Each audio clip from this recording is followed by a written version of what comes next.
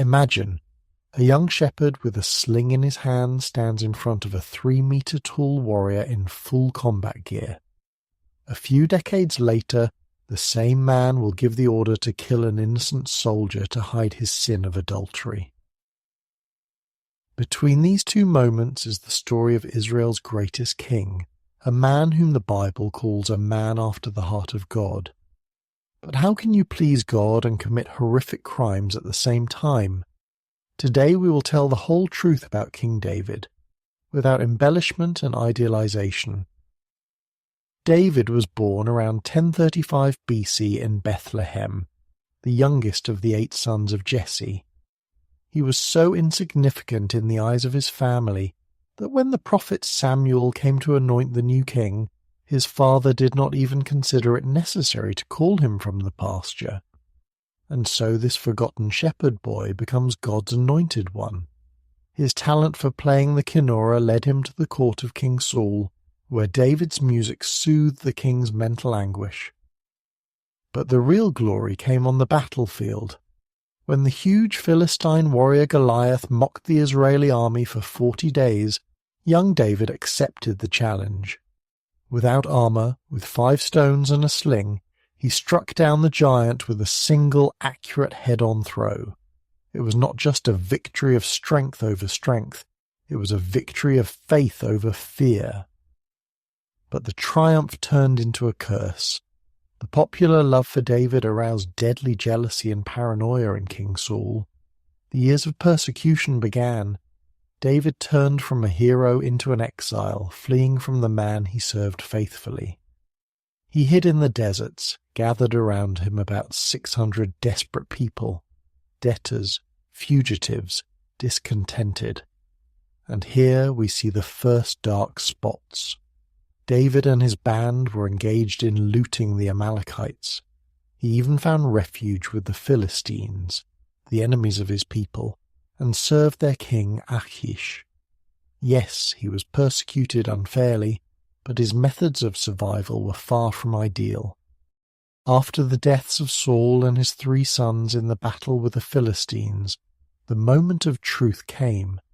David did not grieve for too long.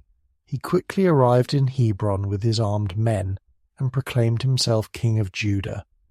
This meant a split. In the north, Saul's son Ishbosheth became king of Israel. A 2-year internecine war ensued between the 2 sections of God's people, and here begins the darkest chapter of David's rise to power. Before becoming the rightful king of a united Israel, he got rid of the descendants of King Saul. The Bible describes it dryly, but behind these words are the executions of the children and grandchildren of the former Tsar. It was a cruel custom of the time, but that doesn't make it any less terrifying.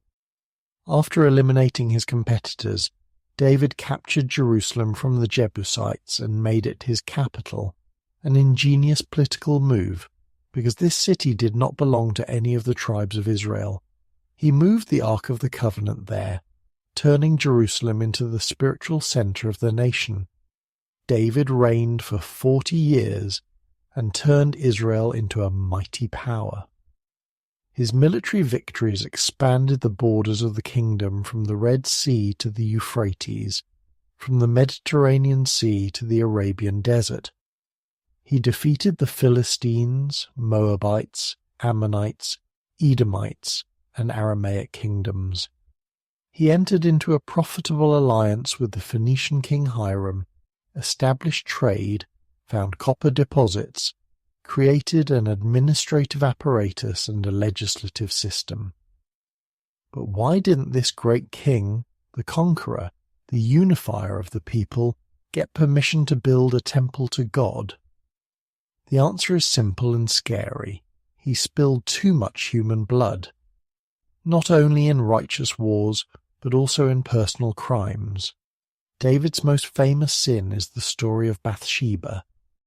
The king, who should have been at war with his army, stayed in Jerusalem and saw the beautiful wife of his faithful soldier Uriah the Hittite bathing from the roof of the palace. David ordered her to be brought to him, committed adultery, and Bathsheba became pregnant.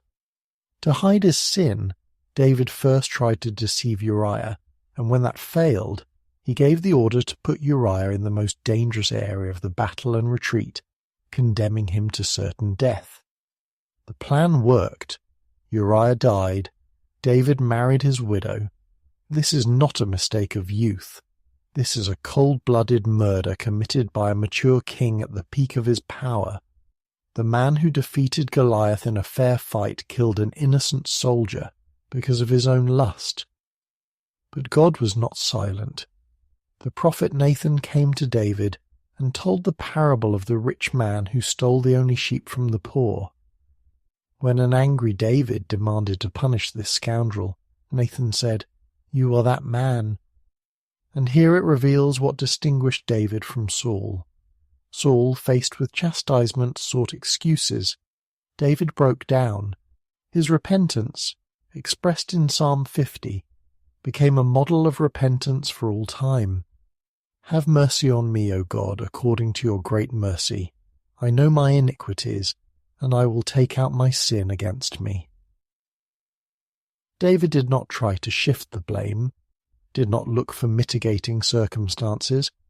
He accepted the punishment, the death of Bathsheba's child, the disgrace of his own son Absalom, who rebelled and publicly dishonoured his father's wives, family tragedies and bloodshed. The story of David is not the story of a sinless saint. This is the story of a real person, a talented, brave, charismatic leader who performed great feats of faith and horrific crimes. But it's also a story about how sincere repentance can restore a broken relationship with God. David remained a man according to the heart of God, not because he never fell, but because he always rose. Centuries later, someone will be born from his family who will be called the Son of David, and bring the final atonement for the sins of all mankind. And this is perhaps the most important lesson. God does not use perfect people, but those who are willing to admit their imperfections and trust in his grace.